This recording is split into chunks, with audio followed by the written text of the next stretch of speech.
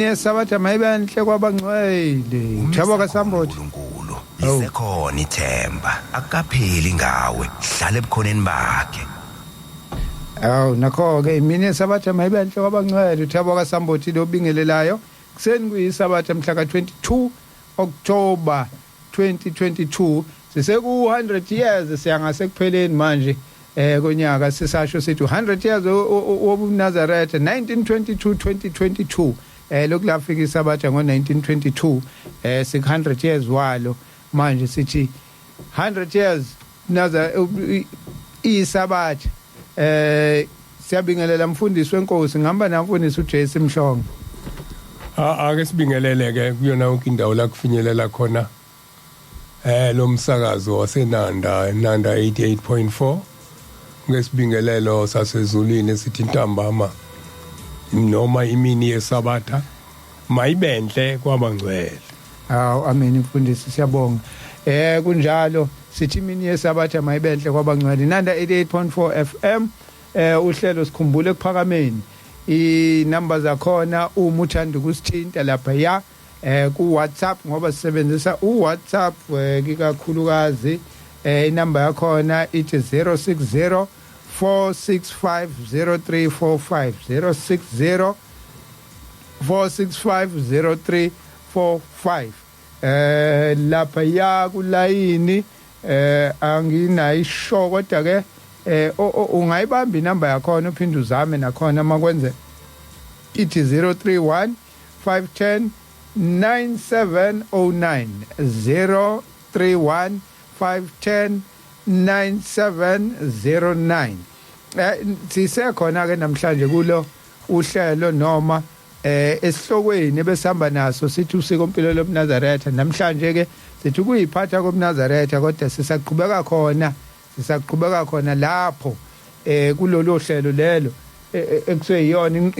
isikompilo loMnazaretha ngoba kuyiphatha koMnazaretha isikompilo labo uMnazaretha ukuthi uMnazaretha ke kulezi zinto esasizibala ke kulindelekeni kuye kodwa ke sisazophindela khona siqhubeka ngoba kuningi okwasala kuningi kodwa ke sizozama ukuthi sifike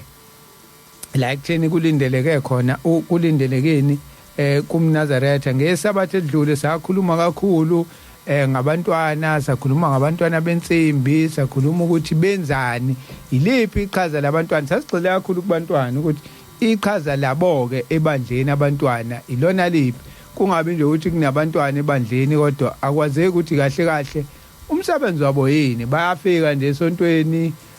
bagide begida badlale mabedlala cha kanti baneqhaza elikhulu kakhulu iqhaza labantwana kuningi abakwenzayo sana kumakhosazane sakhuluma nangalaba esekuthiwa amakhosazane entethelelo mfundisi namhlanje skiphi namhlanje ngicabanga ukuthi iyahlupha lento yokukholwa ngoba awubi la ufuna ukuba khona ulawulwa yona khona insizwa engizoyikhuluma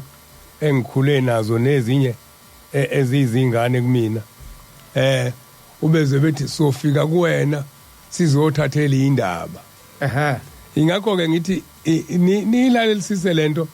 umuntu mase ekwazi ukuyichaza nje wahlangana naye wayichaza akuseyona usuke esekhuluma ubuchwepheshe bakhe le uma uzokhuluma yona iyazenza ingakho ngithi kumuntu anosiza kodwa umeniza kumina niphathe izinto zokuthwebula ngoba kuyenzeka ifike lento ithi namhlanje ikhuluma ngokuthi othi uqamba uphaphama sengidlulile lapho angizazi ukuthi bengithini namhlanje na ke ngasekwenzeka kube into enjalo kuzokwenzeka lokho sikusophila ukukhuluma ngako kungabi yikona ngoba uNkulunkulu khona abakhethile ukuthi kufuna abalalele ukuze basizakale ebese ihamba uyokhuluma le ndaba ngoba khona ingane yami elalele yes ingakho ke inkonzo yobuNazaretha ingenayo ukuthi nayi agenda engizoyisebenzisa namhlanje iyayifikela ukuthi uphethe into oyiplanile uNkulunkulu aqhamuka kuzokunye iyazi le ndoda isihleli nayo yakasambe uThambothi ukuthi khona isikhathi la sike sithi namhlanje sokhuluma ngokuthi kanje ngalelo langa lokho esikuplani sokhuluma ngako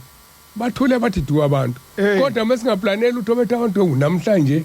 hayi umoya ubukhona yebo ngisho ukuthi ke namanje kuzokwenzeka uNkulunkulu uzosilawula ukuthi namhlanje ufuna sikhulume ngakuphi kodwa sizobe sikhuluma kakhulu sihlele emgomeni ngiyafisa ukudlula kule sihlabelelo qala isihlabelelo kuzoba u59 ngithi 59 impela izeluleko lezo noma umthandazo koMnazaretha oyingcwele musa ukumuka kimi nokho ngikwenzile okubi ebusweni bakho ngamukele ungigcobe ebusweni bakho ungalihlanguli igama lami encwadini yokuphila zikhumbule Nkosi izivumelwane ozenzileyo wena wedwa ngalowo umsa wakho nokho ngikonile mina ngokweduka kwami akusiko kwami ngedwa kungezitha zami ngikhumbule Nkosi noma ngizonile mina ngephula imithetho yakho ngokuthanda izono umthandazo omkhulu kakhulu kulento esikhuluma ngayo eyimgomo yokuphila uphilela ukuthi ngelinye ilanga ungene emzini oyingcwele lo esithi lo umze siya kuona akungeni sono khona kusho ukuthi empilweni ngesikhathi siphila kufuna sithi sikhona sibe sizithandazela namhlanje na ke siphezulu kokukhuluma ngaleyo mgomo uthi lesulwa nini igama ngoba njengamanje silulekana ukuthi uma uhamba kanje kungenzeka ukuthi ukhunjulwe kungenzeka ukuthi wena ukhethwe ube umuntu okhethiwe uNkulunkulu wasekuphakameni ukuthi akudonse uziyongena emzini okhazimula ngaphezulu kwelanga nenyanga ithi ke indaba esiyikhulumayo engifuna sihlale kuyona kakhulu namhlanje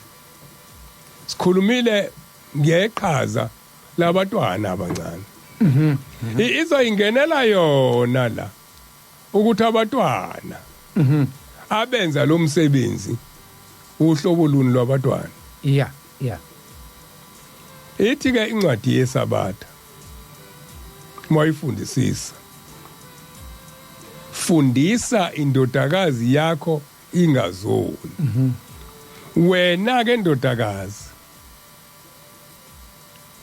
lalela ifundiso zabazali bakho uma ulalela kahle izifundiso zabazali bakho uyokwandelwa izinsuku zokuphila kwakho emhlabeni uyobusiswa eganeni kwakho nanzo-ke la ihleli khona nenzalo yomzimba wakho iyakubusiswa uma uyiphathe kahle nankukumbuzo khona inzalo engabusiswa yini ya inesithembiso leli vesi lehlabelelo egameni lokuyiphatha yakutshela ukuthi siphathe kahle uma ke uyiphathile mina uNkulunkulu ngikuthembisa ukuthi nenzalo yakho iyakubusiswa lalela isithembiso khona la ngiyakhona ngiye kuthenini labantwana okukhulunywa ngabo kuthiwa amashesha kungena siqapheleke ukuthi uma ubathole abantwana ngokuphula umthetho uyabusiswa yini inzalo yakho uma uthola abantwana ngokuphula umthetho iyabusiswa yini leyo nzalo iqiniso lithi lo mntwana uthole kanjani ithikithi lokubusiswa ngoba wena umthole ekuphuleni umthetho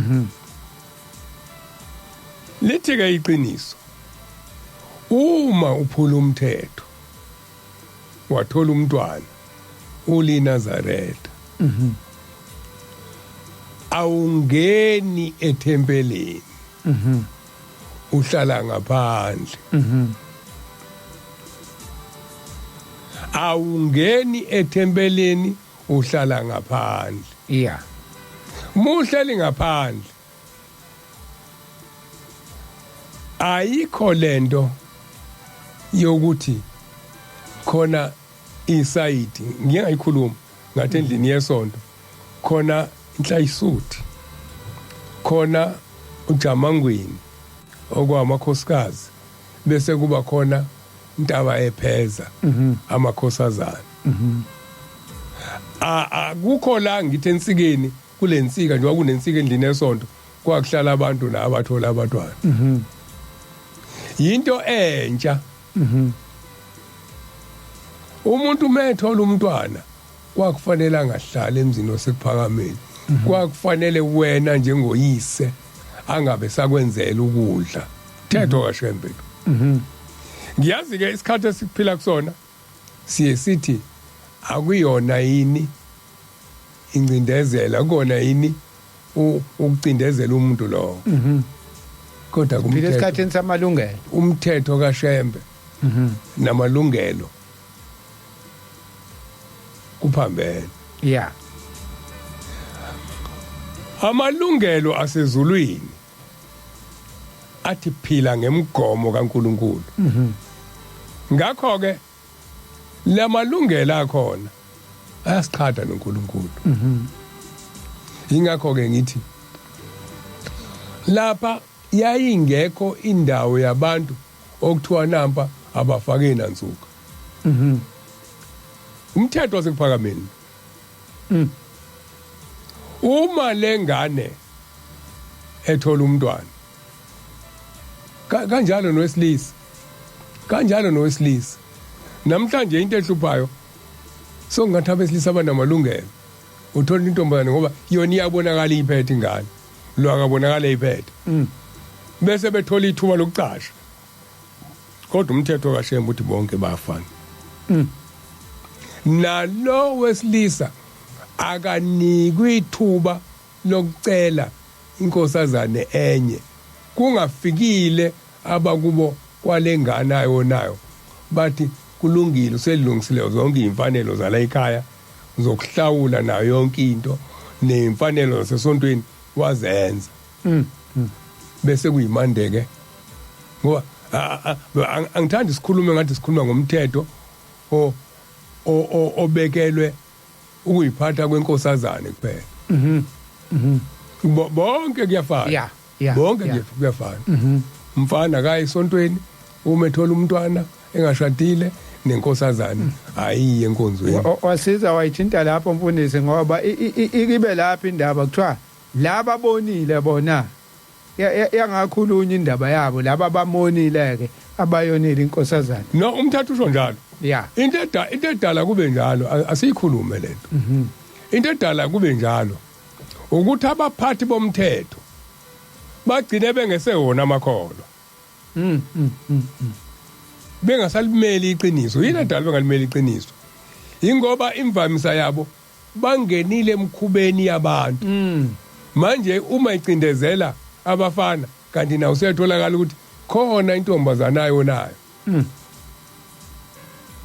Kodwa ngokuthi uphethe umthetho uselekelela abafana bayazi ukuthi umfundisi siyamazi ukuthi nayo unokuthi. Bese begcila la kubantu abangenamandla ukuyivikela. Kodwa ngokukaNkuluNkulu wonke umuntu umonile ungena esigwebeni aze yahlambuluke ngaleso sikhathi. Akuwona umthetho ngizama ukuyilungisa nganto yinye. Mesiqala sikhuluma ngesonto edlule sikhulume ngathi lento iqonde kumakhosazane kakhulu mezonile. Kanjalo nabafana. Yeah. Uyaphuma ekuphakameni kunezalukwazi eziningi ebezine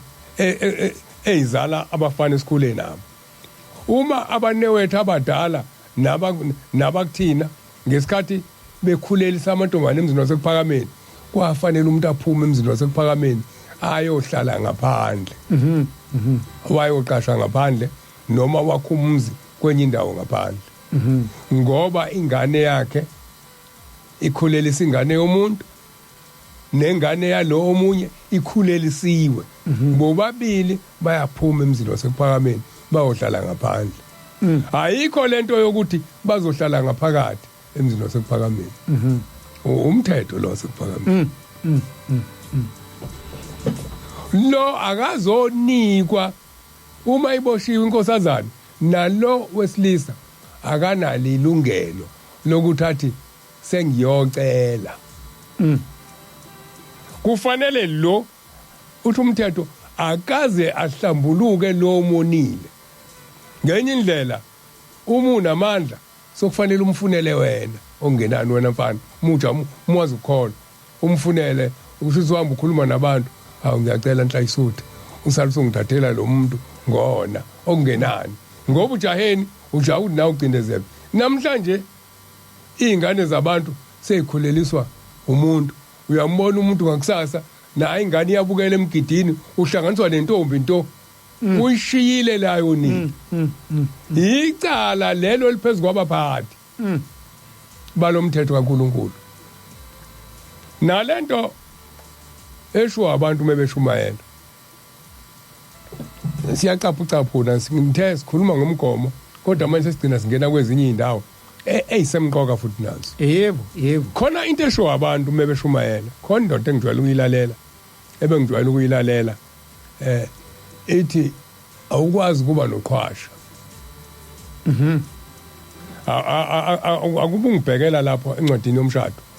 le kuthiwa ingathengwa abantu bonke awuyithengi mungena umgcotsho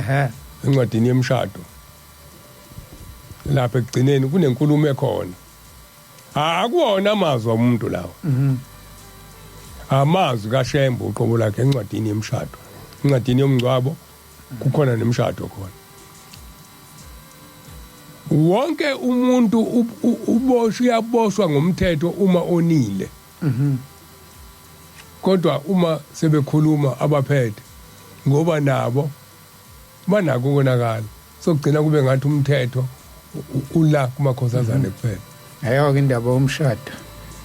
akungibukise yona ke ngifuna uyibona lapha ngasekugcineni ngithi uzobe yokugcina nanso-ke eke siyibhekeke le ndaba yomshado eke siyitholeke lapha eke siyiqale nje ku-13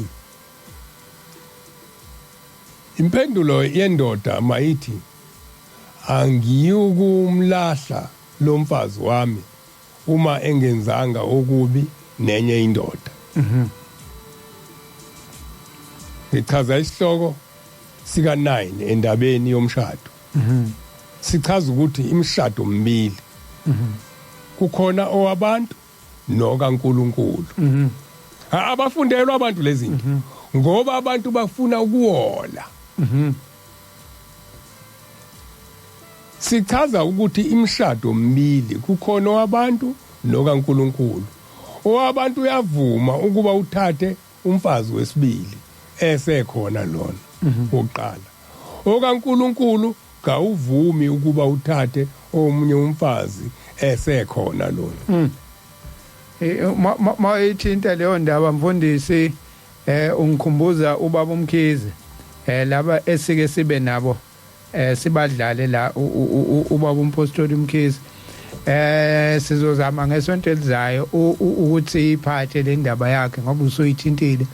ekhuluma ngayo lemshado emibili uthi wayekhona yena bashadiswa lemshado 1949 uthi kwakulapha ngano 49 41 kulapho ngoba kodwa ama-40s impela 1949 umkhwe wami umaphumulo bamazi abantu wayekhona kulowo mshado uthi sikhuluma lento ngoba abantu izinto zoniwe abantu ababekiwe ukuthi abanake umthetho kaNkuluNkulu bese bezona ngenhloso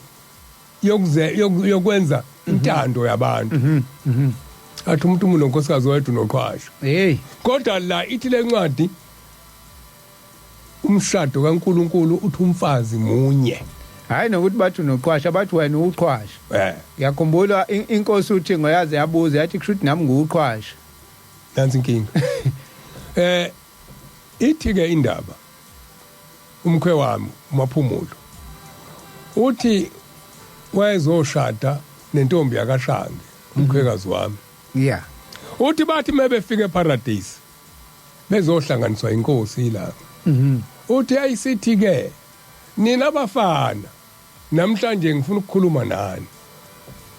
Ambala wayekhona kwakwindoda kaMthetho kwakuthi udoda. Sengikhohle ukuthi umabani unkosikazi wayo kodwa ngiyamazi. Ugcine engaphakathi kuphakameni lo baba.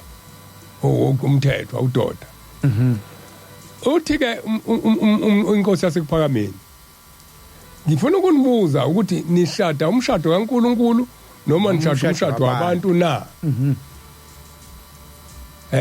Wonke umuntu akekho umuntu ozothanda ukushada wabantu. Bonke abazi ukuthi kuchaza ukuthi umshado kaNkuluNkulu. Base bethi cha baba sicela ukuthi sishade umshado kaNkuluNkulu. Usethi ke thathani itshe. Nilibeke ekhanda base bathatha manje bawafuna bawathola bawathatha baguqile njalo noma koti abazohlanganiswa nabo. Uthi umkhwe wami sase siyawathatha manje salibeke ekhanda. Uthi wayesethi ke hambani niyofuna elinye itshe ulibeke phezukwelinye. Uthi sathi siyasukuma uthi leli liyeke ekhanda ungalibambi. Bese uhamba uyofuna elinye ulibeke phezukwa uthi abanye baba nenhlanhla bakwazi ukulicontrol itshe langawa. Uthi kodwa abanye baba bathi basukuma liwitshe. Athi yasukuma liwitshe kwase kuthiwa lithathe lelitshe ulibeke phezukwelinye. Utheme libeka phezukwelinye ngisho nababe nenhlanhla ukuthi lingawi. Elokuqala kodwa utheme sebeke lesibili phezukwelinye lashelela lawo. Wayesethi kunjalo. Wathi uma uthatha omunye yazi ukuthi umbeka phezulu komunye kukhona ozokuwa phakathi kwabo. Ukuthi uyakha kanti uyabhidliza. Kanti uyabhidliza. Uthi ke ubaba njoba sentenshada umshado kaNkuluNkulu anisayo kumthatha omunye ngaphambi kokuthi lo edlulile emhlabeni noma mhlambe kuukuthi khona okumehlele. Wambamba enza imkhuba nomunye umuntu. Ilapho la uyomshiya khona. Kodwa umshado kaNkuluNkulu seniyohlukaniswa ukufa. Mfundisi ngiyayithanda lo ikhulumayo ngoba kuke kumiwe ngelanga kuthiwa yilona elathi awuganiwe uma unomfazi oyedwa. Kuthiwa kwashilanga. Kodwa manje sithi masizwa ngabantu abadala basho leyo nto nomkhize sizomdlala ngesonto elizayo ubaba. Incwadi le ncwadi ayibhaliwe uMabhalane uDlomo. Imithetho eyabhalwa uBombela isitimela samampondo emshadweni. Iyona eyabhalwayo. Mhlambe sibuye ihluke lapha indaba ukuthi umuntu akasabuza ukuthi ushado wabantu noma kaNkuluNkulu. Yilo abakubuzi phela abafundisi ngoba basuke besaba. Bese beqhamuka ke sebezobiza abantu ngoqhwasha. Ngeke bayifunde le. Basaba ukuyifunda ngoba nabo bashada imshado yabantu. Abashadile imshado kaNkuluNkulu. Kodwa incwadi nomthetho kaShembe iwona lo uphelele. Akukho kunye angibonge lento. Ukuthi khona abantu abathi uyaza sitshelwa lokho. Khona abantu ababonga ngeke ngibabonge labo bantu. Abaphumela bathi ngisendaweni ukuthi ayikhulunywa lento eniyikhulumayo. Njengoba sila khona incwadi engayifundayo ethi asabi ukuzokhuluma kanje. Sikhuluma sinesibindi ngoba sikukhulumayo siyakwazi ukuma ngakho. Ngoba sikhuluma kwethu. Asikhuluma kwethu. Asikhuluma kwethu. Asikuhlobisi futhi. Asikunciphisi futhi. Sibeke njengoba kunjalo. Uma ke sokushona umkhwekazi wami sazi ukuthi umuphi unyaka. Wayesekhuluma le ndoda yamaphumulo. Yabiza umndeni wayo. Yathi uyazi uMashango uhambile namhlanje. Yathi kodwa ngicabanga ukuthi kufuna ngixolise. Ngoba efika la yakhona uzofika ngicebe kuShembe ukuthi ngangifungile ukuthi ngeke ngumthathe umuntu. Kodwa ngibuye ngasuka kuba umuntu. Ngahamba ngamshiya ngathatha umuntu. Ngikhuluma indaba la engelona ihlazo eyasekhweni lami lenda. Uthi ngihambile ngathatha omunye wahamba wolanda isilwane sokucela intethelelo. Uthi uNkulunkulu namhlanje ngicela umphefumulo walesilwane kube incwadi ebhalwayo yimina ukuthi ngona ngiyacela ukuthi uNkulunkulu ungalihlanguli igama lami njengoba ndisho lencwadi ithi nokho ngizonile mina ngicela ukuthi ungalihlanguli igama lami ngabanjwa intando yabantu ngenza owawungilulekile ngakho ngakho ke ngicela intethelelo waba nenhlanhla yanqunywa imbuzi kwenziwa okwenziwayo sathandaza simcelela intethelelo ukuthi lo uma sefike reporter lapha kodwa simcelela ukuthi okungenani akaboshelwe ngaphandle noma lisulwe icala lakhe ngingakho ethi waba nenhlanhla wafikelwe lo moya lo ukuthi wokuyisona uyathanda abantwana waba nenhlanhla abayisolayo uyagcina inhliziyo eqinisileyo waba nayo inhlanhla yokuthi namhlanje ngiyisola ngingasho ukuthi vele ngiyindoda imini engiyikhanda angilaleli kuthiwa ikhanda liphela ibhadi kanjani kuthiwa ikhanda malithatha unkosikazi akube unkosikazi oyedwa ngicabanga ukuthi le nto umfundisi futhi iya mayekhona lo ingaya ngokuvuma kankosikazi ukuthi mthathe ngezathu ezithile mhlamba akasaphilile mhlamba kanjani besethi kulungile baba ungamlanda ozokwazi ukuthi asisize ngezathu ezithile leyo nto ke ngoba ikuvuma kwakhe kuvumele namhlanje abantu sebehlangana nalabantu laba kuthiwa bayabona azagijima ekena bese kwakhiwa itulo kuthiwa hayi ganela umfowenu hayi nomaziyo ekuthiwa waphuphuma kwama wakho ongamazi lo muntu ekuthiwa waphuphuma kuthiwa hayi waphuphuma eyihlulu usekhulile manje into empila iganeleni umfowenu yinye ukuthi uganela umfowenu kodwa lo mfowenu okufanele okube ubekhona ephilile senyameni into obuzoyenza ukwenzani ngokukumhlonipha unkosikazi wakhe namhlanje wena ngoba uphethwe inkanuko ebingeke yenzeke phila umfowenu inkanuko yakho manje yokufuna ukuganwa isithi hamba uthatha ayikho leyo nto manje nayi incwadi laba ngithi abaseKorinte bokuqala lethe akusekho nakuMateyu inkosi uJesu ithi akusekho ukuganwa ngale naye uMateyu 23 ngiyothi ngibo hayi ngizoyithola khona manje kodwa ngiya lapho lethe akukho ukuganwa ngale masebe ngale kwethuna labo bazingilosi banjengeingilosi ababesagana manje mawuthi wena uyoganela umfowenu oyihluli bese beza kuwena umfundisi bese ufika uvula lencwadi izothina impendulo ngoba kade ekumuntu ohlulayo inkinga yinye la ukuthi makuthiwa labo uma sebengale alikho icala elithethwayo uma ususondele eduze kaNkulunkulu akusekho kubuzwayo lapha sebenemisebenzi yabo ababekelwe yona engafani nemisebenzi yasemhlabeni ukuganwa okwasemhlabeni lapho utshala khona utshalela ukuthi kumile kusale ubufakazi manje nake lembewu oyitshalayo eyomfowenu hayi lo kulonkosikazi okufanele ukuthi ngabe umfowenu lo ohamba uyaphila ukuthi kufanele umsheleke unkosikazi womfowenu ngelinye ilanga ngithi umfowenu agule agule umfowenu umucabanga inhliziyo izophatheka kahle umuntu ngoba uyagula mfowethu kulungile ngithatha unkosikazi wakho ake ngikulekelele cha ayikho leyo nto izinto zenkanuko ngoba kuthi unkosikazi umunye akukho la ukuthi khona akothi ke makufika umfowenu ohamba bese uyamthathela ezobuye futhi kube owakho nayi lencwadi uMateyu 22:29 ngizoyiqala ku29 kodwa ungayiqala nje phezulu 22:29 ungayiqala ku23 kodwa soyiqala lapha ku29 kepha uJesu waphendula wathi kubo nitukile ningayazi imbhalo namandla kaNkuluNkulu ngokuba ekuvukeni kwabafileyo abaganwa abendiswa kodwa manje ngezingilosi ezulwini ila mfundisi la kuvela khona uma abantu behambile emhlabeni besethi umuntu mhlawumbe uyocela kushembe uyocela ingane noma uyocelani besethi umuntu kufike usibanibani wakithi elethe ingane ngibone enginikeza ingane hawu nangempela hawu sithe siyazi unkosikazi usebambile noma yena unkosikazi ethi ngibone umamezala esahamba efike ephethe ingane wafika wanginika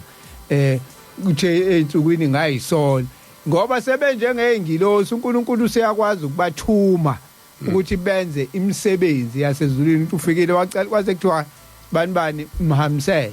wasefika ethola ingane noma yini enye bayakwazi ukuthi uma bengenile emzini oyingcwele bese beba njengeengilosi kahle basuke sebeyizona okunye okufuna kuqapheleke ezulwini yeah awungeni nonkosikazi wakho awungeni nengane yakho yeah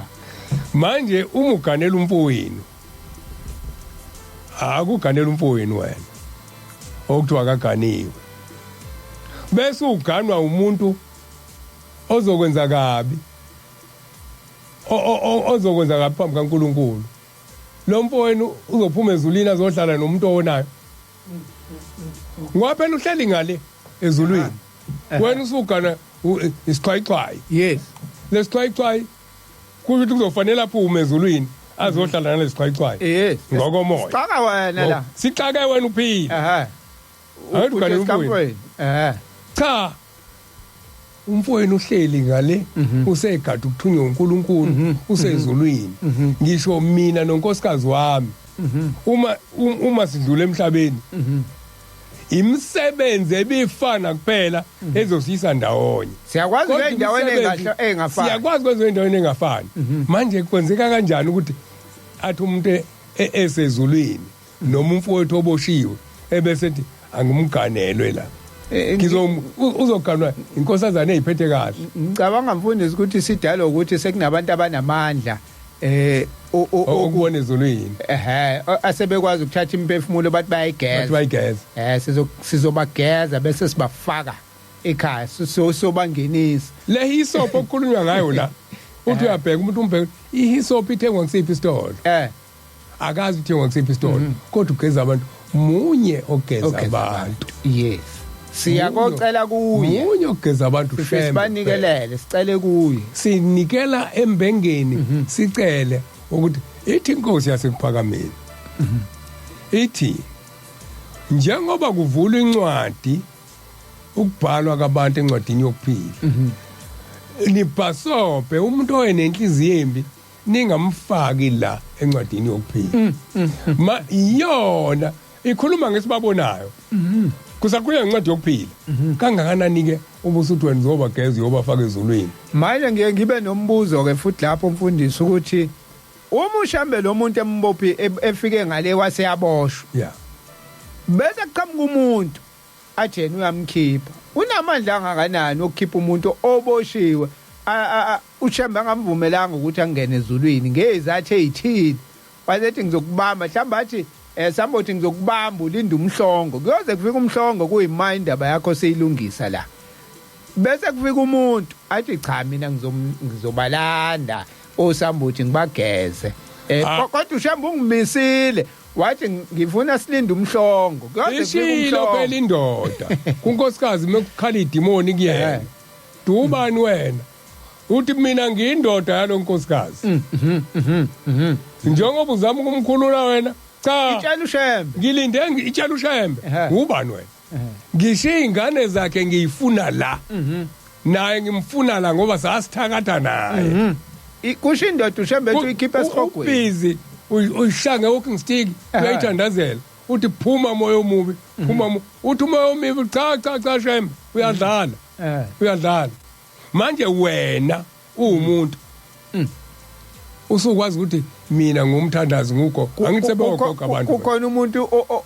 onqaba kushembe ukuthi angiyilapha athi ushembe ngiyakhipha la uboshwe khona athi hayi masikhuluma ngoshembe sikhuluma ngothi abantu badlula la esandleni sami wena badlule ngisho sihlabeleleni sakhe esingcwele yena uthi badlula la esandleni sami siyakhumbula kuningi la ithi khona lo usedlulile la lo akakadluli uyaphila manje na wena ubani munye umuntu onamandla awanikeza ulwini Shembe kuphela okugeza abantu nabo futhi banqaba abanye omunye kuthiwa wesiphakathi esogwini kuthiwa kwavula iwindi ithi inkosi kwavula iwindi kwathiwa buke emhlabeni ukuthi kubatwana bakho bani ongakhipha kuthiwa alunguza kuthi utheme kwathi wathi Shembe kumnandi kabi la ngikhona hey uthi la yebo mangilambile ngidla ilonda zami uthi la ngihleli khona umuntu onesizembi kumnandi angifune kuya la uthi akuyiwe khona ngihleli la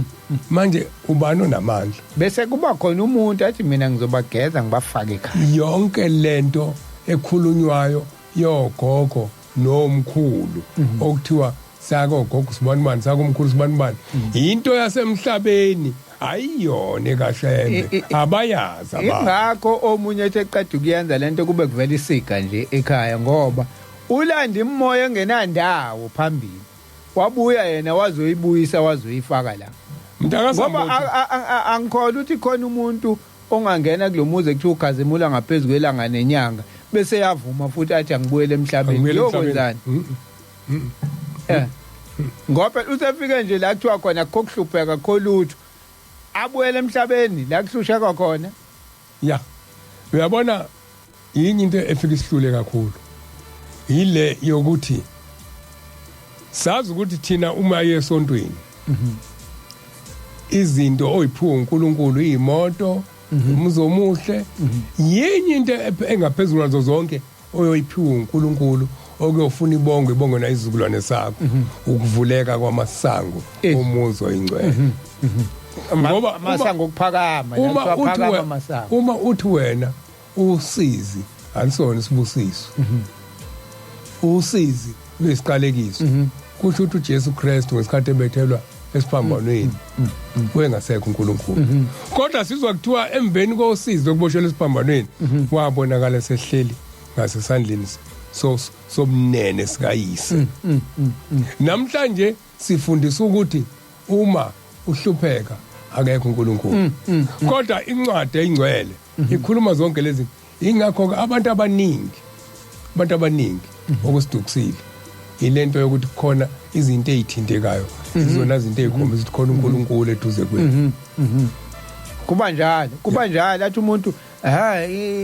ingoba nifuni ukulungisa umsamo anifuni ungenisa abadala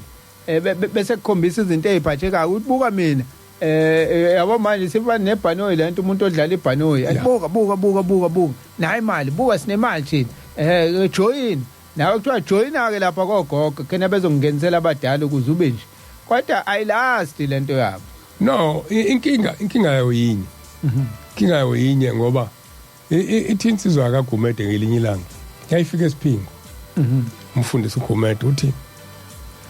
mase enikelelwa ukuthiwa imali yokuthi sikhonge ingilosi manje namhlanje abantu bathi cold drink futhi kufanele bethi cold drink ngoba sokukhona umuntu ongathi meko wafika ngabona enye insizwa ngelinye ilanga lapha ethempelini kaSi yathi yaqalaza ngaphesheya yabona sokukhona elinye ijazi elihlaza yabona sokonakele sengilate ngeke kusanikwa mina yahlaba ngejubane iqonde ethempelini lisebhambayi futhi kube irobot akanoma walibona yini uhlaba uqoshwe ukuthi lapha sokhona omunye yini angithi manje akakunikelela ingilosi usezasho omunye ngangisekhona ilanga uthi omunye le ndaba ezinkulu kanje kade nginitshela zona nicathi le mali encanyana kanje izanele le mali faka imali nini zose ngaphindi ngibuye hey kwakusedube ngingaphakathi edube zathi insizwe ngempela masumvangeli manje angaphinda abuye khona indaba esalile asimniki imali sokweyakha kuseyona eyokukhunga ingilosi ngisho ukuthi ke isikhathi esiningi asifuni ukuhluphekela indaba yasezulwini thina uNkulunkulu manje ukukholwa kwethu kule mgomo ebekiwe akushiyo ukuthi muyigcina usuzoba nezimoto lemgomo asikho isivumelwano esinjalo asikho isivumelwano ukuthi esinjalo mhla uthi ukhetha inkosi yasekuphameni kwaze kuthiwa uzoba uzoba nemoto uzoba nabafazi uzoba nomuntu cha sithi isivumelwane esikhona sila encwadini ningangeni nomthwalo akayomukela iminikelo yenu uma ningalaleli ukugcina usuku lesabatha akayamukela iminikelo yenu hayi ukuthi akayonika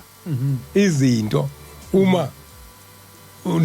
ayisho ukuthi uyonika izinto uma niza njalo kuthiwa akayomukela wena njalo kufanele uzunikele ngisho noma ngamkhulu kanjani iminikelo yakho kodwa uma ungaligcinile usuku lesabatha akayomukela imithandazo yini Mfundisi ihora lesihlanu manje sifika ehoreni singene ehoreni lokugcina ngiyayithanda le ngoba uyishaya kancane uza nayo nje engathi ngekusale lutho kuyona sikhothuluze nje impela ingasali ngoba ezinye zezinto lezi eziyinkinga ake sithi ukugwinya mathe bese sibuye Inanda 88.4 FM Sibonga umusa kaNkulunkulu omkhulu wasekuphakameni osinikelela ithuba sizobheka incwadi la eyikhuluma ngalento kodwa ake ngisho ukuthi siqonda ukuthini ngale incwadi ake sidlule endabeni iqala singafunda incwadi khona ke indaba yokuthi kunabantwana ukuthi sebethola abantwana bese kuvuka inhliziyo yokuthanda ukukholwa akaze abe yiNazaretha akazalwa futhi yiNazaretha asiyibeke kahle lento lapha kuthiwa kuthi kuyala iNazaretha la fundisa indodakazi yakho ingazoni iNazaretha leli litshelwa umzali la icala lokona kwengane alibe lengane kuphela liba naye lo mzali ngoba uyawazi umthetho ngoba umzali kuthiwa akafundise kahle akushiwanga ukuthi fundisa kahle umthetho lo wakho usukhulile usumzali ukufundisa kahle kwenze njani ukungabi nezinseka musukhuluma ngomthetho kaNkuluNkulu uqonde ngqo emthethweni kaNkuluNkulu fundisa kahle indodakazi yakho ingazoni umzali lo kwashintsha kwayo indodakazini manje babila abantu okukhulunyana wena ndodakazi lalela kahle izifundiso zabazali bakho wawusunika isithembiso ke manje uma ulalele kahle izifundiso zabazali bakho uyokwandelwa zinsuku zokuphila kwakho emhlabeni uyobusiswa eganeni kwakho nenzalo wakho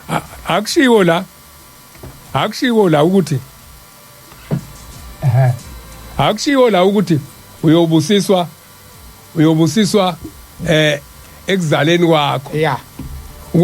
uqale wagana kuqala ubusiswa kuqala emganweni wakho mase uganile uthola isibusiso sokuthi uganile ngoba manje ingane uzoyizala usosekuganeni lenzalo yomzimba wakhe yabusiswa kubani manje sokukundodakazi sithe sikhuluma ngomgomo yokukhulu iNazaretha uma usukhulile kusho ukuthi lindele ukuthi ulalele izifundiso zabazali bakho mase uyilalelile kunesethembiso uNkulunkulu akunika sona sokuthi uma ulalele kahle ngisho imbewu yakho iyobusiswa iyotshalwa libalele lingani kodwa imile ngoba imbewu yesibusiso isho njalo le ngiyayithanda mfundisi le ukuthi uyicacise njengoba uyicacisa ukuthi kunomehluko phakathi komuntu ophula umthetho akhulele kuona awaziyo nomuntu oyiqhamukele njena ngaphandle osenze wenza izinto emhlabeni hayi wathi ngeke senganele mina sengifuna uNkulunkulu waseyahamba ke wasethi ngiyikhetha inkosi yasekuphakameni. Umntwana oyisolayo uyathanda Oyisolayo, abantwana yes, abayisolayo. yes. Ukuyisola ukuyibuyisela kuJehova. So lo muntu inomehluko impela indaba yakhe. Ngeke size siyifanise esithi ke hayi lo naye waphula imithetho yabazali ngoba vele wangena umthetho ayewubekelwe. Mhlawumbe athi ngibona la ngithi ngilungisile wangithi wawukhona wabazali ukuthi umntanami silindele inkomo. Yebo. Njengoba nje silindele inkomo la kuwena. Silindele ukuthola inkomo, asatholi inkomo esikhoneni seinkomo sethola ingane. Yes. Unecala kubazali. Mase efika la isekhetha inkosi usezofundiswa ukuthi uma usuyinazaretha ngoba awulalela ngumthetho wabazali. Ulicela kanjani uxolo lukubazali ngokona kwakho. Uzofundiswa manje yesonile kubazali kodwa wawungawazi umthetho. Nabazali cishe ukuthi babe ngakaze bahlangane nomthetho wasezulu. Ilento kanjalo kufuna siyivike njalo ukuthi le inkolo yesintu. Oh yes. Ngoba khona imfundiso yesintu. Imfundiso yesintu imvamisa yayo.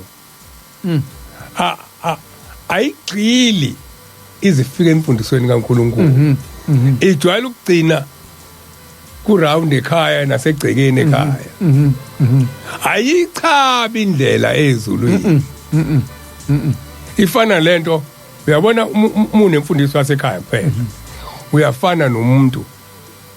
oyesitolo nomehluko phakathi komuntu oyesitolo ephethe ikhadi lokuyothenga esitolo esaziwa. Nawe ongena uphethe imali kuphela. Noma kuthi uyiphethe inkulu kanganani imali niyongena esitolo. Lo osenokukholwa onomthetho wokukholwa nomthetho wasekhaya. Lo useyaziwa la. Useyawazi umthetho wakhona. Wena usazoqala abantu ubuza ukuthi kungenwa kuliphi isango. Ngoba wazi. Kodwa lo ingakho lo enecala elikhulu ngoba usenekhadi. Ekhadini ngemumva kunento eprintiwe ebhalwe ngokufayizelayo. Akufundile kodwa. Fine print. Fine print. Wena awunalo ikhadi elibhalwe ifine print yasezulwini. Ngakho sazokufika ukubuza ku-security kambe ngingenwa ngama ngesikhathi ubhizi ukuthi ngingenwa ngamaphi into ozoyifuna esitolo uzofika sebeyithengile abantu abanamakhaya. Ngicabanga mfundisi le oyichazayo kubalekile ukuthi uma ngaphambi kokuthi uthi ngiyikhetha inkosi yasekuphakameni ungayi ngokuthi ukuthathile usambutho wathi asambe sivakashe esontweni. Mazufika lapha ya usubona abantu bethi ngiyikhetha inkosi yasekuphakameni nawe bese uthi ngiyikhetha inkosi yasekuphakameni. Kodwa ungazi ukuthi yini oyikhetha. Ngithini ingakho sokuya kumshumayeli ngoba khona into kaNkulunkulu sencwadini kaMshumayeli. Ngithi uMshumayeli 5 verse 2 sofunda yona ukuthi ungasheshi ubuka abantu. Ngoba njengamanje ngeke ngifundele incwadi. Ngokuba uma sona ngamabomu emva kokuba sesamukele ukwazi kweqiniso akusekho umnikelo ngezono. Hebrew 10 incwadi yamaHebrew 10 verse 26. Ngokuba uma sona ngabomu ngemva kokuba sesamukele ukwazi kweqiniso akusekho umnikelo ngesono. Sunganikela ngisho nangeenkomo unikele nangani. Sutsheliwe iqiniso. Ngokutsheliwe iqiniso. La usuyothethelelwa ngomusa hayi ngomnikelo. Yes. Manje na-ke ingakho kufanele senze kahle. Ngoba umusa owabakhethiweyo. Khona abantu abona bethi kwathi uNkulunkulu unomusa mhlambe ngewami kodwa mhlambe inkosi la ngiyichaza kahle indaba ithi ubusisiwe lo muntu engabalelanga ngesono njengoDavid uthi bakhona abanjalo ababaningi kodwa ukhona umuntu onjalo inkosi ekingasibaleli nje isono kuyena. So angingathi ke mina ngizokona nje ngoba inkosi inomusa. Ngoba inomusa. Cha. Asazi noma inomusa kumina. Nayo ke indaba. Manje na ke nakhona uSolomon yaba nomusa eyona yathi kodwa ngenxa kayihlo yathi ngabe ngiyawuthatha umbuso kuwo kodwa ngenxa kayihlo uDavid owayenceke ethembekile kimi ngoba uDavid uwayethi mayonile ayisola azalilale phansi uNkulunkulu ngisho inzalo yomzimba wakhe wayikhumbula uNkulunkulu ngoDavid wathi wena Solomon sengiwuthathe endodaneni yakho wangikhumbuza indaba kade ngikhuluma nomunye umfundisi esimlamayo silama balama yena mengibukisisa ekuphakameni kodwa simbonile umfana egide fa koMnazaretha sikhole naye ekuphakameni ngiyamazi edatshukelwa amabhuluko esikoleni wazwaphumelela uthi sikhuluma indaba njalo esiye siyibuke into umuntu lo usonile uNkulunkulu abhekiswa kwabantu isho njalo incwadi kaSamuel 16 ithi uNkulunkulu akabhekisa kwabantu umuntu ubheka amehlo kodwa uNkulunkulu ubheka inhliziyo khona abantu abenza into ngesandla nangamehlo kodwa inhliziyo yakhe ibingakwenzi itho njalo inkosi langa lithi akekho noyedwa ongathi mombuka ukuthi lo uyolingena izulu lo ngeke alingena izulu uNkulunkulu waziyo uthi ke lo mfundisi owumnewethu engimhloniphayo sikhuluma indaba kaShaka uthi inkosi yasekuphameni yangikhumbuza uthi wawukhona sasihleli silengisa izinyawo sasihlala oncencemeni lweveranda laseginyezinye sasihlala lapho silengisa izinyawo sesixoshiwe lapha phambi kwenkosi athi siba ngumsindo kodwa tshelani lezingane iquluke kancane ziyohla kusho inkosi yasekuphameni ngaphuma sodwa nabo lo thawule abangula silengisa izinyawo lapho wendlale lapha phambi kwayo sihlale usixoshile lapha phambi kwakhe kodwa mase silapha sesihlala noncwane asigade ukuthi singagangi uncwane ngithi umvangeli manje sahlala noncwane ubaba unjengezwe sasifundiswa yena sihleli naye lapho sigadile uthi wawukhona angingabazi uthi inkosi yathi isidumbu selembe sadindiliza la sasikhona kodwa amanqe asaba ukusondela kusona ngoba kwakuumuntu wasezulwini kusho uShem kodwa ngokwabantu uShaka wona wenza wayembulali kodwa ithi inkosi yasekuphakameni ithi isidumbu sakhe sadindiliza ngike ngibuza ukuthi uma aqeda abantu pho indaba isizwe samaZulu kube sikhulu kunaso sonke South Africa ithi phela inkosi kodwa kuthiwa wabaqeda abantu inkosi yasekuphakameni ithi wathunywa ukuzobahlanganisa ithi kodwa imigomo munye awuphulayo kwaba isikhathi sefuna ukubona okwenziwe yimina uNkulunkulu ithi la sihlabeleni mokuthiwa ningabi njengobaba beni odingana nosenza ngakhona ithi ngoba wayetsheliwe usenza ngakhona ukuthi kuze umuntu omkhulu emhlabeni ithi nathi thina boshembe ithi sikwathiwa namhlanje kuza umuntu ozosebenza kudluka mzazela uhamba uye kwenye indawo manje umuntu owamenyezelwe ngakafiki wamenyezelwa kuba prophet ukuthi kudluka ngoba lo muntu la usenza ngakhona usazoklina waba uHerod akanakanga uthi ke wenza likhuni mase udingana udingana wadayisa igazi lengilosi isho njalo inkosi yasekuphakameni isho sikhona eparadise ngenhlanhla lencwadi ngicine ngiyithola nali iphepha layo likhona la ithi khona yaxoxwa indoda yakamdluli ixoxa indoda yakamdluli ixoxa ngoba kukhale unkosikazi ikhona ithandazela inkosi la nenkosi la ngamiphuma inkosi la kwangena umuntu ojwayele ukushumayela ngezinto ezenzeke kuyena kwangena lenhlobo ethi mina ngibhekisa umuntu amehlo mina ngicha kodwa le yayixoxa ngoba yayenzela ukuthi sazi ukuthi kufanele lihloniphe amakhosi khona incwadi ngoba ziningi izigeza zenzeka insuku zonke kodwa engathi sikhulume ngesabatha besithi ngolesithathu kufika umuntu la kwenza ukuthi omunye kwenzeka ukuthi ngolesibili kwakuwukuthi omunye yayikhuluma uNkulunkulu ngihlale ngikhuluma indaba yokuthi ngangikhona ivula umuzi lapha newspaper ngangikhona ngangimphambili 1965 uma ngaphonzisi 1965 ngikhumbula ngisho itruck engayigibela yayishayela umaphanga kwakuyi Thames Street eka Bedford leyo yayihlaza sasihamba ngayo yebo Bedford enekhaya le nekhaya sasihamba ngayo ke ishayela umaphanga yeah la safika khona kodwa ayikaze nangelinye ilanga njalo obisangena esontweni ikhulume ngemsebenzi ngoba yayazi ukuthi le misebenzi yenzekile akuyone yayo amandla wanika uNkulunkulu yeah bengisafunda incwadi yes bengisafunda incwadi ithi ke le ncwadi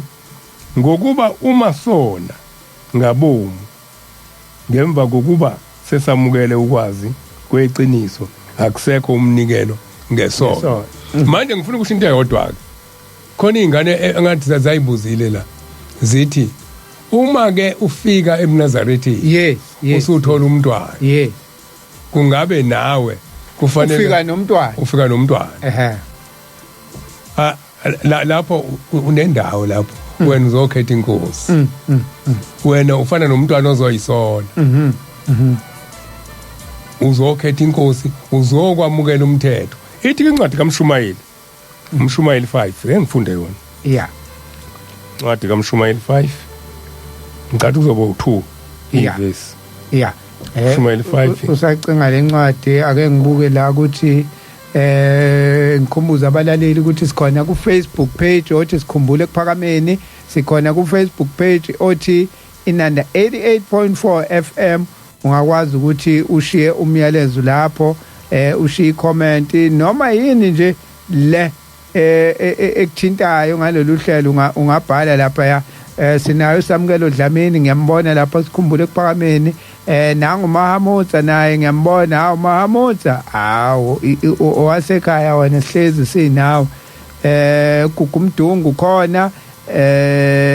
Luvanda leho la Khumalo sinaye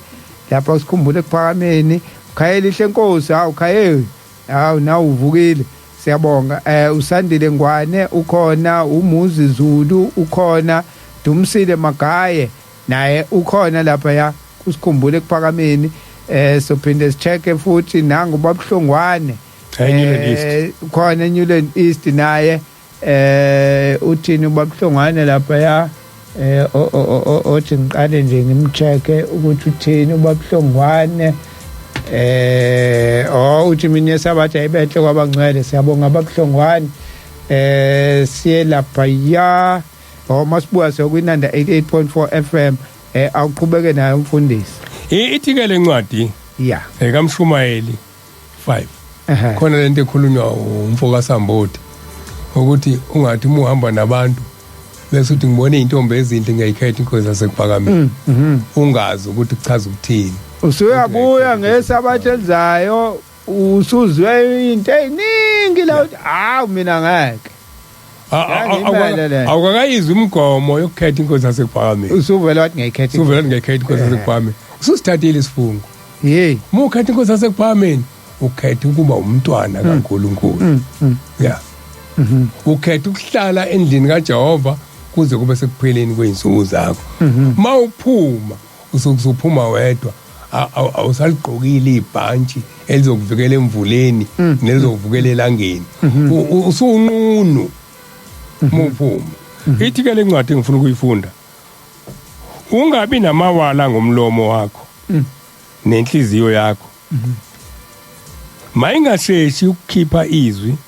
phambi kaNkulunkulu ngokuba uNkulunkulu usezulwini wena usemhlabeni ngalokho amazwi akho mabe ingcosana amazwi akho mabe ingcosana ungasheshi busuthatha nje isinqumo uthi cha sokuphelela uthathe ngodumo kena sojabula nathi yeah ujabulisa thina ukuthi sibaningi sibaningi siyapha mhlambe yiyo lento yenza mfundisi kube nje abantu mhlambe bathatha izinqumo ukuthi ngoba ufikile uzonikela ukuthi ucela umsebenzi bese kuthi mase kukhethwa inkosi naye bese ayikhetha mhlambe mangithe ngiyikhetha inkosi yasekuphakameni nami kuzosheshe kulunga okwami ngoba nami sengiyikhethile inkosi mhlamba kwayi konikela imawusa azoya kodwa manje sekuthiwa hayi khetha inkosi ngizokwenza njani ngoba ngihluphekile mhlambe vele ngiyikhethe ukuze nami ngithiwa kanti wena ubuzele lokho ukuze kuzele kuzonikelela usizi lwenyama hayi lo mphefumulo. yebo Manje na ke ithi inkosi yasekuphakameni elinye ilanga endlini yesonto uthi undimande wakaMakhuda ngangikhona. Uthi ngangikhona kuleyo nhlangano eyabizwa inkosi endlini yesonto. Uthi mayisifikile inkosi abantu abaqaphele akuyona into yokuganga le kuba iNazaretha. Uthi mayisifikile inkosi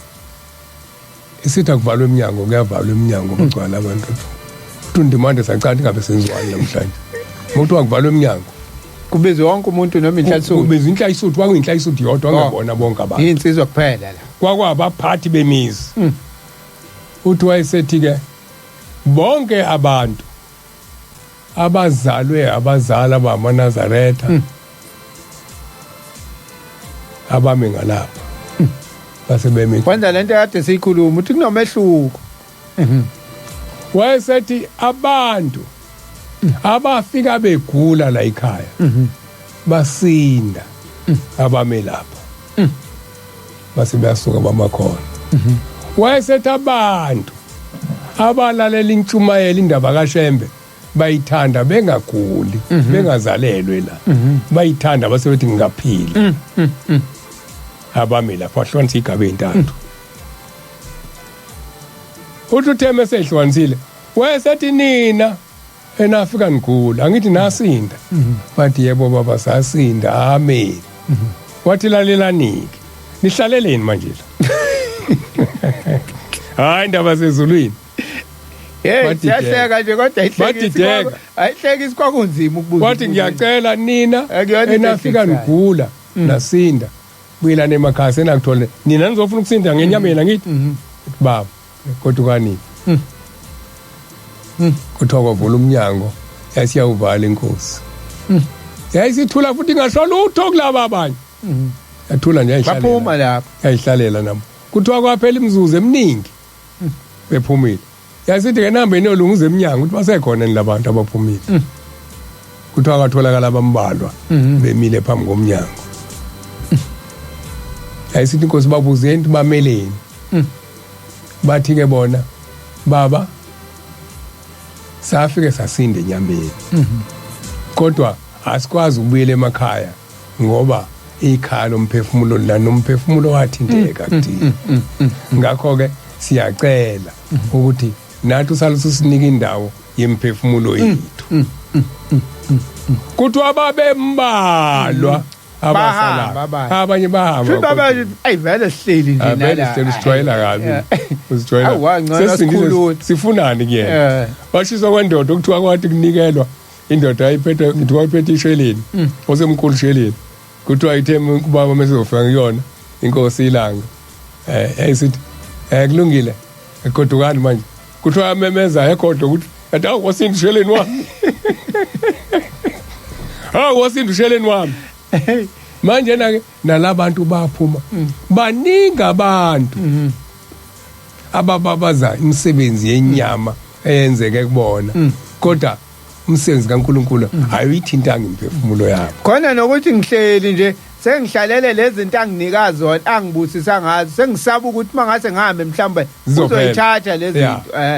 ajabule methi hamba kulungile ngikhulule yena kusho yena ungikhululile bengivele sengihlalele lento mina ukuthi ingawi lento anginikeze yona noma ingalahleki. Yibona ke labantu obafica beme emasangweni bedayisa amafoto bethi uma ufake leli foto kwenzeka ukuthi uma ufake esikhwameni semali kwanda imali kodwa akukho abakudayisayo okufaka emphefumulweni ukuthi uma ufake lokho emphefumulweni ungene na kanjani mawusuka la emhlabeni. Akekho umuntu omilapha esangweni ophethe into munye umuntu ophethe leyo nto ilo Shembe siyakuyena siyonikela kuphela. Ingakho ke labantwana benelungelo laba abathi akaza khona uma akaza khona ubaba kodwa kuthe sengonile. Ngase ngiyibona ichibi elingcwele lokugeza izono ichibi elizongcwalisa emphefumulweni ngona wayeseya wathi ngonile ebusweni bakho nasebusweni bezulu ngayiphula imithetho kodwa ngiyazi ukuthi mase ngibuwena ngizawuthethelela labo bantwana ke akaze bashayelwe umthetho bawuphulile owekhaya ngoba kwakululeka inyama akaze imphefumulo yabiluleka bafike abazi lutho bafike bathathwe banika indawo lapho bese betshelwa ukuthi uma usufikile la kwenziwa kanje ngoba vele wena sewonile enyameni sokufanele uthole umuntu ozokuhlambulula bese uba nendawo ephelele umuntu ozohlambuluka ngaye yep kukhona izulu la sibucayi mase sifika kuleyo ndawo ngoba uzothi omunye uyedwa uhlambulula abantu uyedwa uthethelela abantu uNkulunkulu kuphela kodwa uma usuphathi koMnazaretha sekufanele uthi mawuhleli nomuntu wesilisa noma uthola umuntu wesilisa ozokwazi ukuthi nibe nyamane naye nikwazi ukuthi nihlale ngokomthetho mhlambe kufanele ngisazoyicinga kahle lento ngoba ngiyazi kukhona lento ezovuka izothi khona abantu abahlambi ngoba nezigebengu zisho njalo zithi waza ngihlambulula wakho umuntu ohlambulula omunye umuntu cha ungahlambuluka ngomunye umuntu nabo laba cha neBhayibheli liyasho lithi kuzisikhathi yeah la khona abayishumi abayisikhombisa bofuna indoda eyodwa bogijima bafuna indoda eyodwa bathi nje no asifune imali yakho asifune ukuthi usonde sizozondla thina yeah sifuna ukuthi makubhala igama ngenye indlela ukugana laba kuthiwa bobegijima abantu asekhona abakonile kubona kodwa ke eke silalele isihlabelelo yes hloni methi mekuthiwa wena ndodana yamlalela isifundiso sikayihlo zokuthi ungamkhubekisi umakhelwane wakhe entweni yakhe ithini leyo ithini leyo le angazi yini adala uShemba ayibe kanje ungayibheki nokuyibheka intombi eseyigani hayi sishadile umuntu eseyiganile omunye umuntu akangafika ekushadini yini adala sho njalo ingoba uyazi ukuthi kuzofika umuntu la uthatha intombi esiganile ngithi iyaphenduka njengalabo bantwana esikhuluma ngapho uyafika wena uyamthatha lo muntu mase umthathile bese khamba kama indoda yamkhulelisayo naye futhi ibizo uNkulunkulu uzoyifunda kanjani le ndaba bazohlangana la bafike ngendlela ezihlukane naye usethi hawu wayizela ngala nalo sebeficana la cha bakhomba abantu njengombone eShumayeli yena nkumakoti wakhe lo ngoba lo muntu wakuyimakoti wami wevika lo kushembe lo muntu manje akasazoyizwa into oyishoyo ngoba wena ukhuluma indaba kaNkulunkulu ethi ungayithinti kwakuyithinta esiganile omunye umuntu kodwa le ntombi okuthiwa sokumama umfundisi yayigane yena ingakho kuthiwa umgcotshwa akaganwa umuntu osathintwa womuntu ingoba uzophenduka lo muntu esebizwa uphendukelela kwena wemthanda lo muntu wakhe akuyena owamalaya yilo muntu ile ntombi yamalaya lo muntu uzothandaza kanjani ukhona abadukelana yeah abahlukananga ngoba behlukani badu khona abantu ekuthiwa badukelana ngangayizwa leyo nto ngobaba umdlalo osewala kaM uthi wasixoxa indaba yakhe yokushona wafika ezulwini wangangena ezulwini uthi wafica inkosi ilanga uthi yathi mdlalo sesisodwa isono sakho wena awunasona sisodwa kodwa wathembisa intombazane ukuthi uzoyishada wangayishada iyona ke leyo nto ke sekudalela ukuthi ungangeni la buyele emhlaba uthi ngaba nenhlanhla ngabuyiselwe emhlabeni uthi ke kwathi wafike uyocela intethelelo kule ntombazane uthi cabanga umuntu esekuneminyaka ngamgcina ngomfuna manje ngamthembisa umshado kodwa khona lento kwangabi khona ama cellphone ke ngaleyo minyaka ama early 70s uthi adukelana nje kwaphela kanjalo ngangamazi ukuthi ushonephi nami yabo lento okuhlala la uhlala emqashweni la lokushini ubusuke la usuyohlala la kanjani uthi basadukelana kanjani uthi ngithe ngivuka kulokho ukufa lokho ngibuyise umphefumulo wami ngale uthi ngala ka kamashe empeshenini ngempeshenini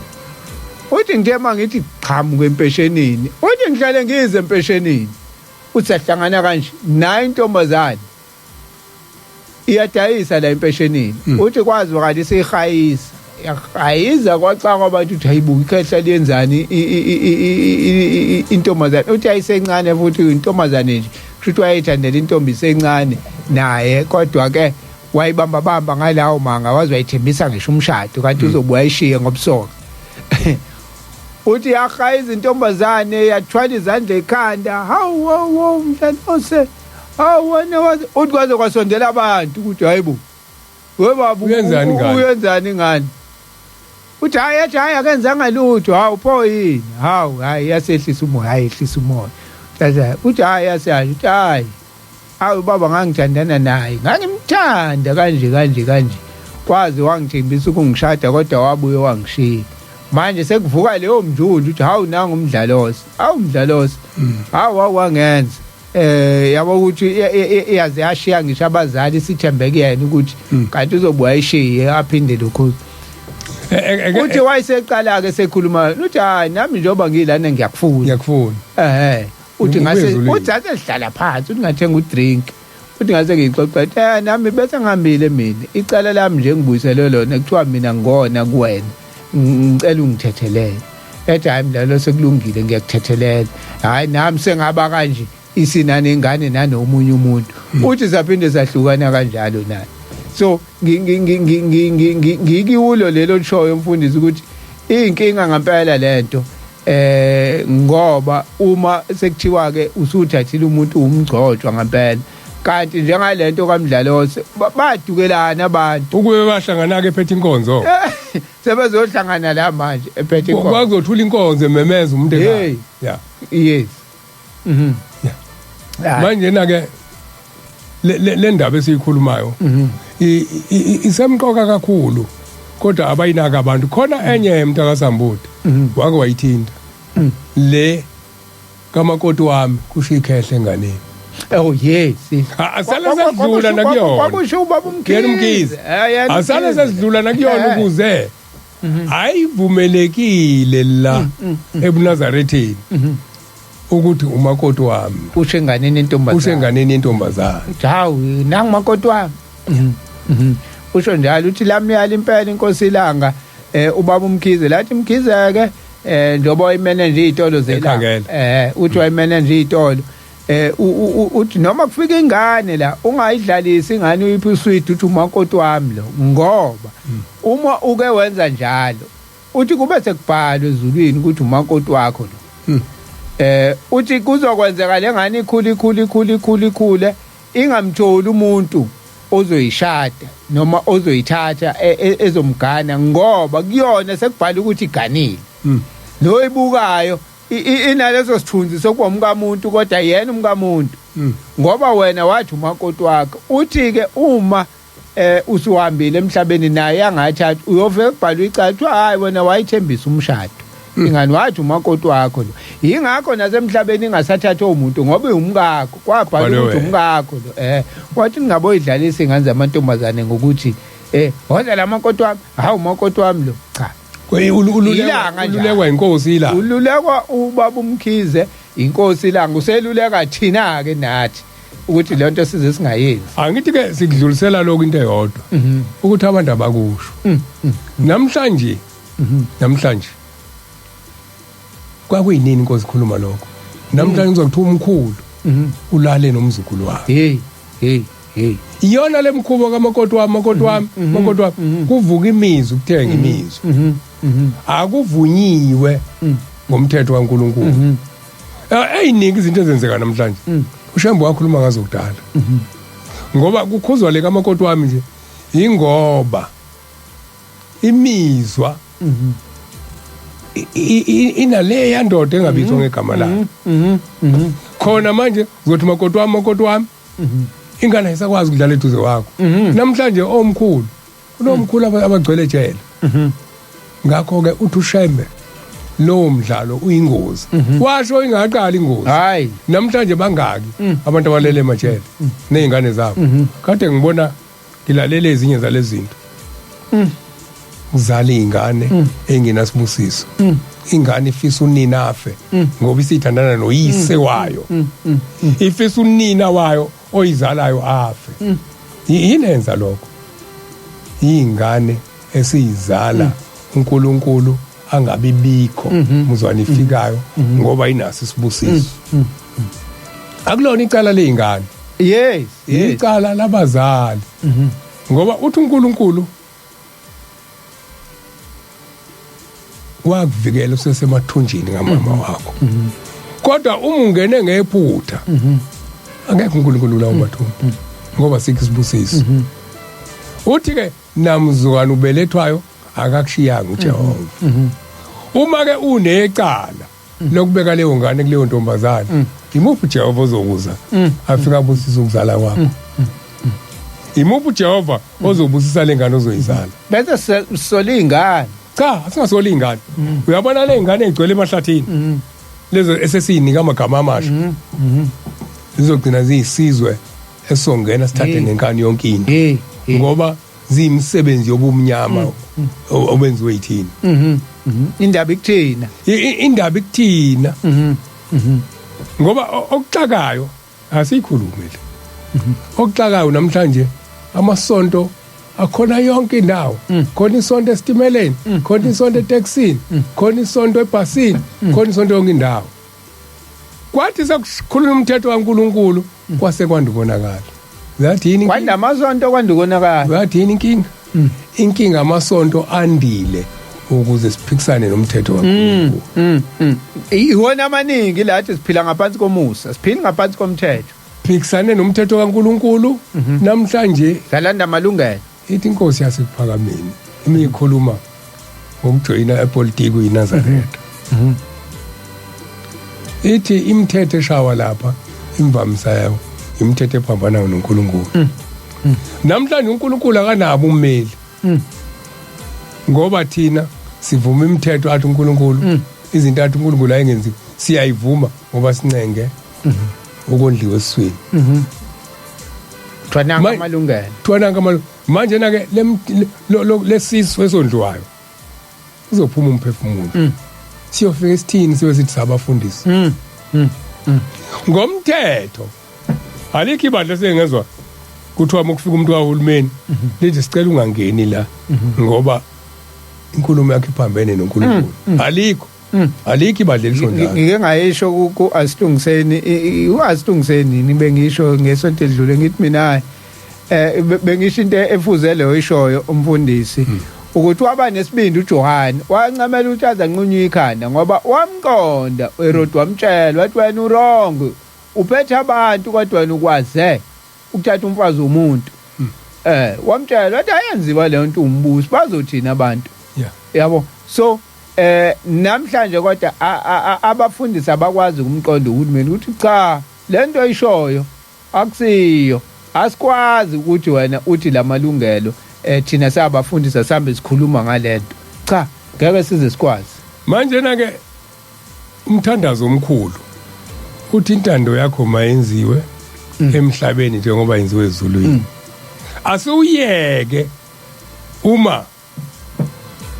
intando kaNkuluNkulu ingezokwenziwa emhlabeni ngoba emhlabeni ubeke thina njengabafundisi ukuthi asitshele izingane asitshele amabandla asikwenzi lokho thina namhlanje intando yasemhlabeni ayifani yasezulwini so khona intando yabantu manje akuseyo intando kaNkuluNkulu phase yabantu so kuyintando yabantu manje intando yabantu isisaphi zonke ke lezi zinto ezigcwele lapha besikhuluma ngokholo zicaliswe into eyodwa nakuthina koMnazaretha ngoba izothi mina nithulele nakuthina kunjalo thina bajabula bafe namhlanje akuzofika umongameli wezwe ufika uphethe yini uba into enkulu yini ayiphethe kaNkuluNkulu yini ayiphethe kaNkuluNkulu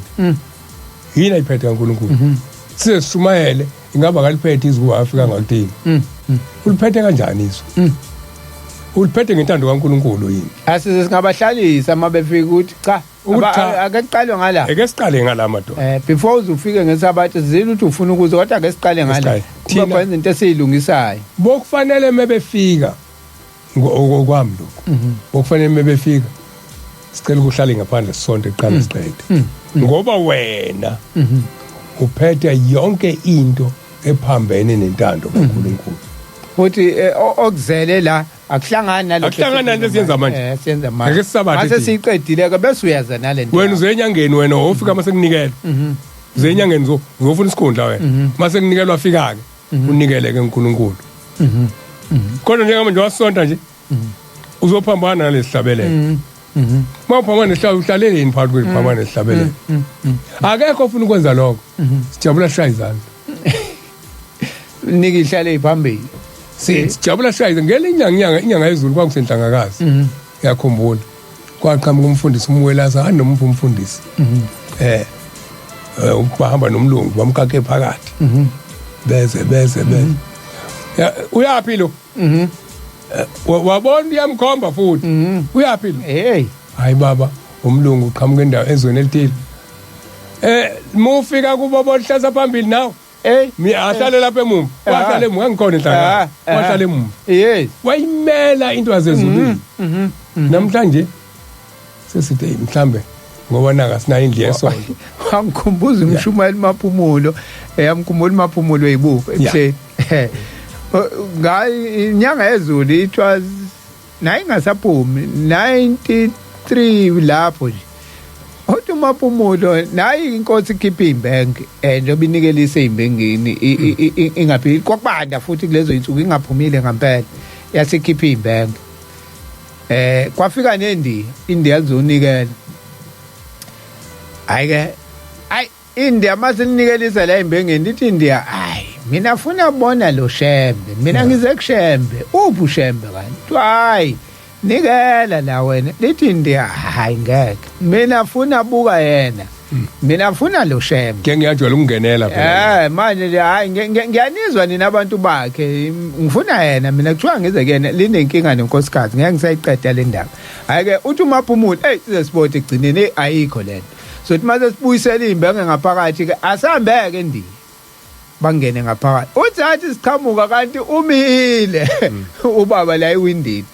umile uthi uthe suka wayisho ngaphakathi ekhethini nasimboni wathi nimisaphi lo uthi uvula iwindi uthi nimisaphi lo usho nje ngalento oyisho inhlazi uthi nimisaphi lo uthi nimisaphi lo bathi baba uthe ufuna ukubona wena hawu engani kade nginikela bonke abantu labantu ekade belani bebethi baze kumina kodwa nafena abanikelise imbengeni yena yedwa uthi ufunani hayi baba simchazelile kanjani uthi lalelani uthi kusho umaphumulo uthi njengoba ngila mina lapha embengeni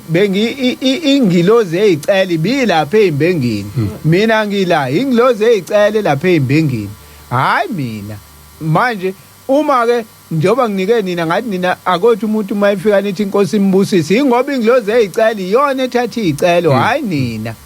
uthi lapho sesiguqile neNdiya siguqisile hayi baba simchazelile ukuthi njobe enikele la waqeda ufuna ukubuka wani uthi la siphela inkhethini inyanga yezulu yathi mtsheleni angibuka ke ngibuka uthi la selimbuka Indiya lathi uyangibona bathi uyambona baba lathi Ndiya mina bukile bathi wathi akahambeke kodwa ke labuye emva kweinsuku ezintathu inkinga yalisiso livekile lelo ngoba uthi umaphumulo labuye seliphe yabo le imbali lezi zamaNdiya lezi ezigaxwayo uthi la afika India selibagaxa ucabanga sifane neMnazaretha emhlophe izisigcolisa lezi imbali uthi nizobonga India ethi hayi akubonga kuthina ethi please uthi abagaxa lezi imbali esebebuyelene nomwakhe ngilapho kodwa endabeni kaShembe ukuthi uShembe uyisimanga uyayimela futhi into yakhe uyayimela ingakho ngithi ngingakhuluma ngeinsizwa ngithi sozoqala ushikishi lokuyinhlangakazi ngithi kube kuya ngokwami bongeze lokubanga ukuthi ubani ozaqala ubani wesibili ngoba engikwazi kahle ngiyosuyinhlangakazi hayi ukuthi uShembe lokwephuma asimukele sonke uyamaza amukelayo manje konke lokho sigcina sesibanga sokunje asokunje angikuboni kahle ngoba yena ukhona enhlangakazi kodwa uyamaza afuna khuphuke endabeni ulinda usuku lwakhe noma ukuthi ufike kwayiwa ngoMashi. Hayibo kwangawani uJune inkosi inyanga yezulu kade no ngesikhathi selanga. Oh nenyanga yezulu yakhumbula kade yohlinzwa kwangayiwa ithi inyanga yezulu mase kuzongena iJuly ithi hawu nakho kuzokwenzeka inkinga kungene umhlangano kaJuly uJanuary ungayiwanga kwanjwe ngamabhasi ihamba ngebhanoyi ithi cha sizobe sithandaze sibuye ngoba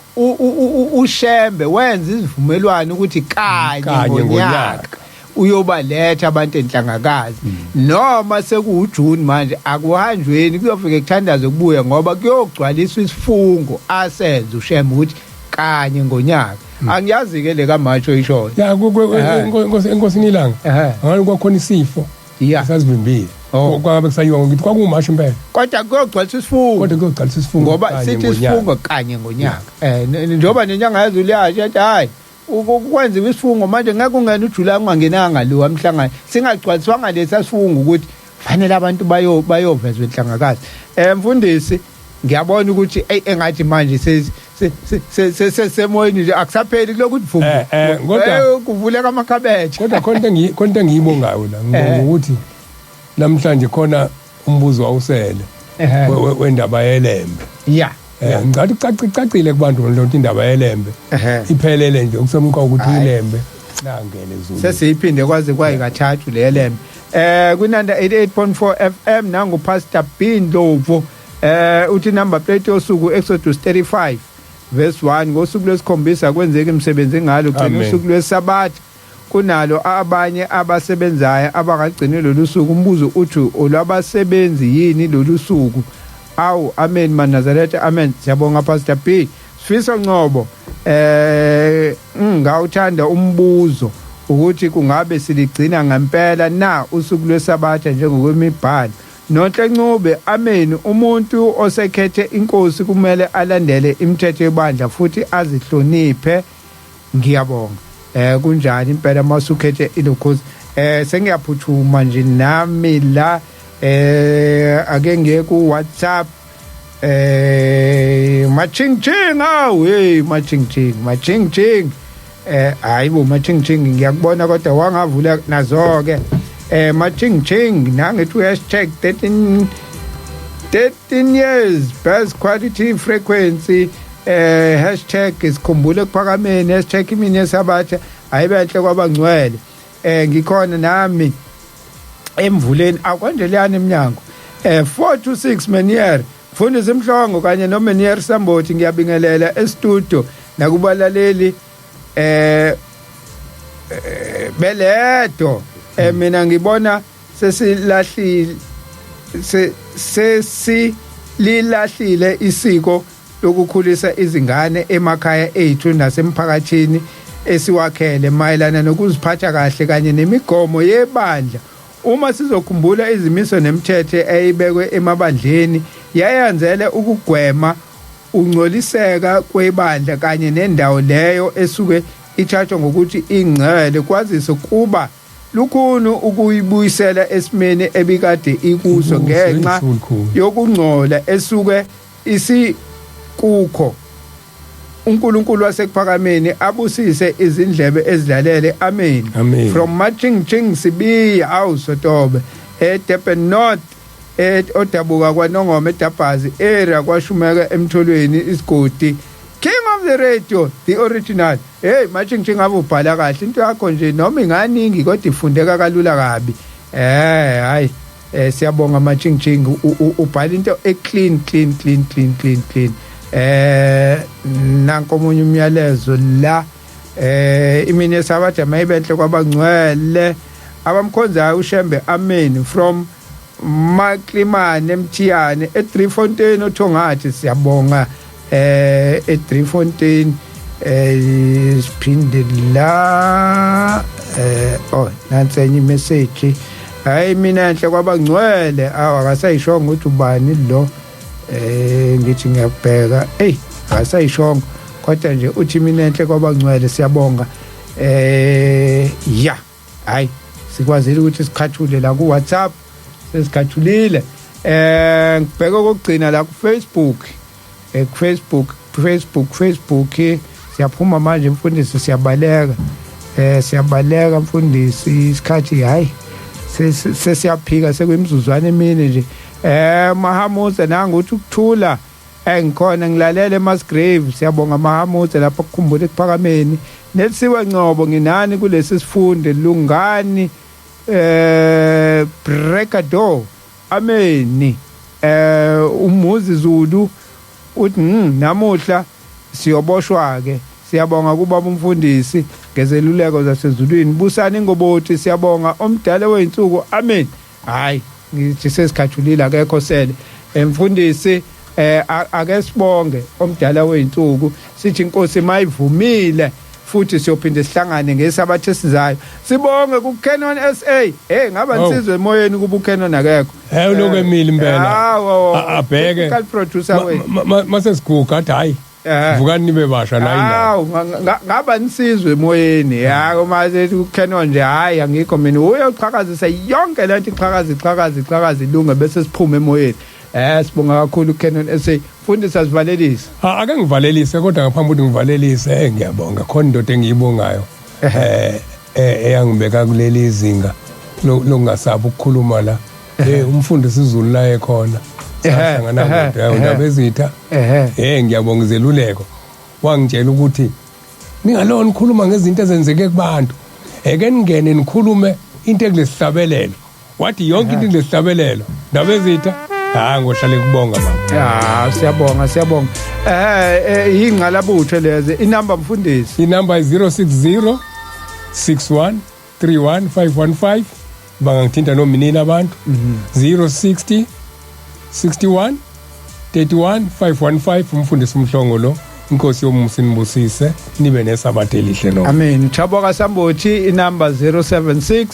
054 3844 076 054